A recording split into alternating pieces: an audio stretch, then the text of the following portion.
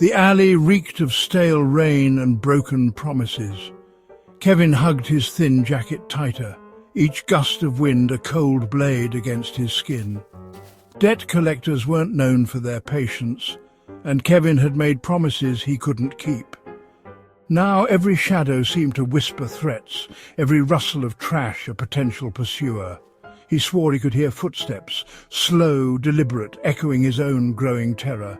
Turning, he saw him, a figure consumed by the darkness, face obscured, eyes burning like embers. Not running, just lost. Running from something, are we? The world mirrors what you put into it. They called him Lucky Lou, a nickname dripping with irony. Lou believed he could cheat fate, bend the rules of the game, and emerge victorious. He started small, a few dollars here and there, but soon the thrill of the win wasn't enough. He craved more money, more risk, more of the envious stares from those who whispered his name. He gambled away his savings, his car, his wife's jewelry.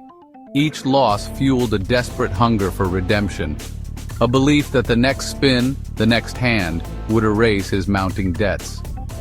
But the house always wins. Deeper and deeper, Lou fell into the abyss of his own making.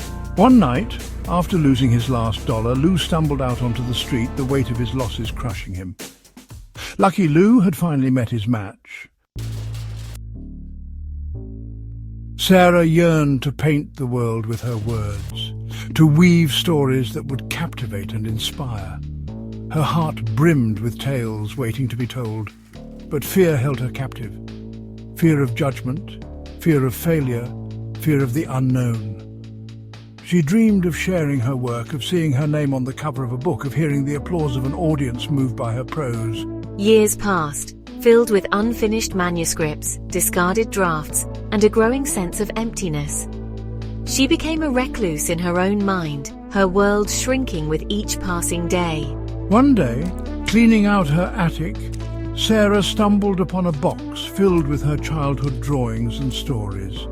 They were filled with a raw, unfiltered passion, a fearlessness that had long since abandoned her. She had traded her dreams for the cold comfort of the familiar, and in doing so had lost herself. Chapter 3. The Digital Thief. The digital world was his playground, a vast network of information ripe for the taking.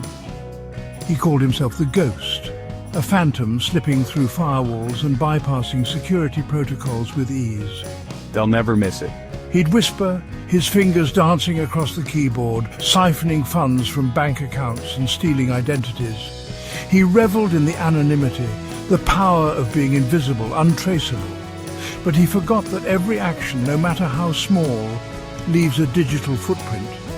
He started small, petty thefts, online scams. He became bolder, reckless, convinced of his own invincibility. He had become the hunted, the prey of the very ghosts he thought he had outsmarted. The alley was silent now.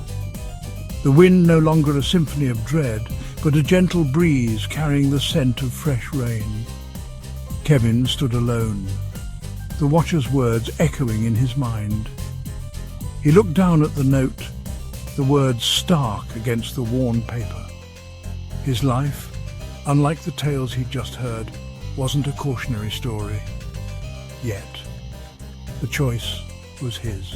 In the distance, a pair of glowing eyes watch, waiting. Greed digs its own grave.